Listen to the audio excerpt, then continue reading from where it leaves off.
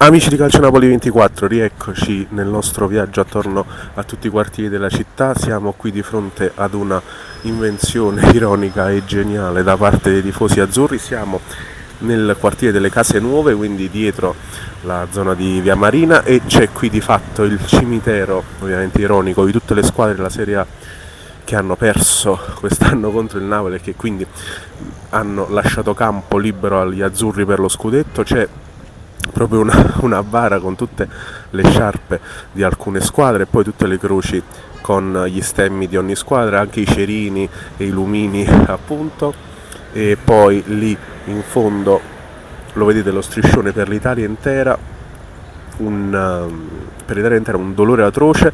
Dopo tanti anni vi abbiamo messi in croce, poi con tutte le lapidi. Questa è sempre tutta ironia, ovviamente, ed è una cosa assolutamente goliardica, con tutte le lapidi di tutte le squadre, e qui sembra proprio davvero un mini cimitero per le squadre di Serie A che hanno perso quest'anno contro gli azzurri. E poi questo bellissimo striscione verticale a scacchi con l'azzurro e il tricolore, e poi qui tutte nastri tricolori, appunto verdi, bianchi e rossi, che rendono le Case Nuove ancora più belle e vivaci.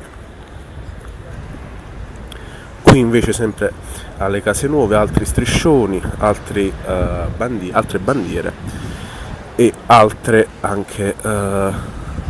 rappresentazioni comunque d'affetto nei confronti della squadra. Vedete l'oro di Napoli, Cavare, Osimhen. E direi che dalle Case Nuove per il momento è tutto, e l'ennesima geniale invenzione dei tifosi napoletani è stata partorita qui in città.